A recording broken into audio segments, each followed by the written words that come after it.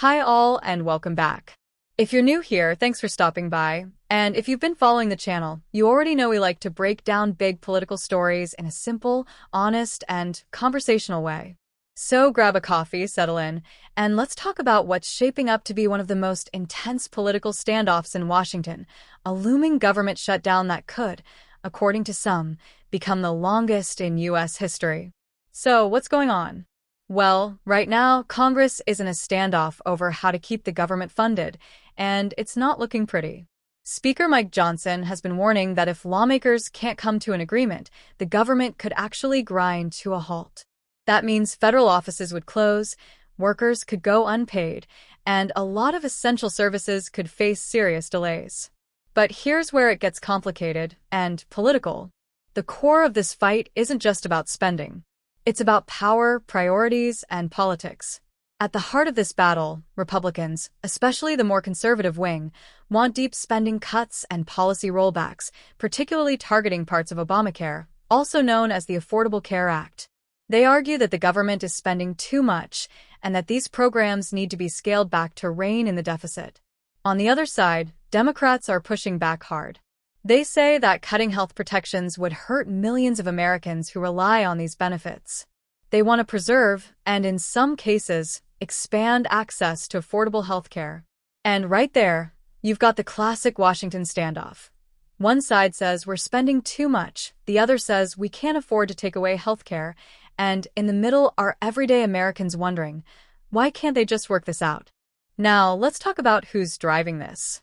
Speaker Mike Johnson, leading the House Republicans, is signaling that he's willing to go the distance, even if it means a long shutdown, to push through conservative spending demands. Then you've got the Freedom Caucus and other hardline conservatives who are insisting on deep cuts and tougher rules around healthcare programs. Moderate Republicans, meanwhile, are caught in a tough spot.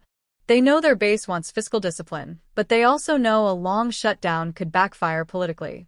And Democrats? They're standing their ground, saying the GOP's approach would roll back protections and put vulnerable people at risk. And that brings up an important question.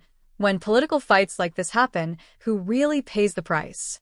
Is it the politicians arguing on TV, or the millions of Americans who depend on government paychecks, healthcare programs, and basic services? If a shutdown actually happens, the impact would be felt almost immediately. Hundreds of thousands of federal workers could be furloughed or forced to work without pay. Families depending on government assistance might face delays. National parks, museums, and public services could close. Even healthcare subsidies tied to Obamacare could be disrupted. It's not just numbers on a spreadsheet. These are real lives, real families, and real consequences. And here's the kicker. Speaker Johnson has warned that this could be the longest shutdown in American history if both sides refuse to budge. Can you imagine what that would mean for the economy, for workers, or even for America's image around the world?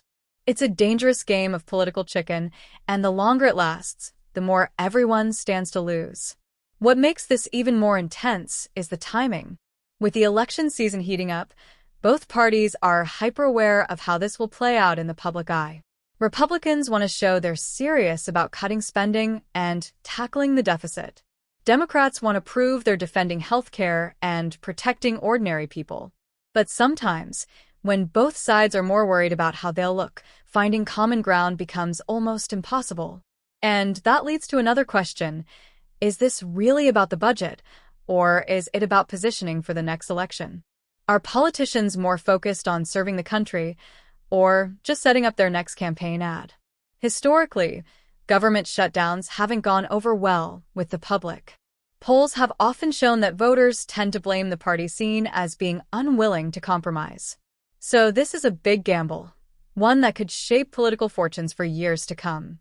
But beyond the politics, there's a deeper issue here. These shutdown battles expose just how divided Washington has become. The debates aren't just about dollars and cents anymore, they're about ideology, identity, and control. Every shutdown threat feels like a symptom of something bigger, a government that's struggling to function the way it's supposed to. So where do we go from here? Will leaders find a way to strike a deal, or are we heading toward a record-breaking shutdown? More importantly, what does this say about where America is right now, and where it's headed? I'd love to hear your thoughts on this. Do you think Speaker Johnson is right to hold the line on spending cuts? Or should lawmakers find a compromise to protect healthcare programs and keep the government running? And if a shutdown happens, who do you think will end up taking the blame? Republicans, Democrats, or both? Drop your thoughts in the comments below. I love hearing your takes, and honestly, these kinds of discussions are what make this community so great.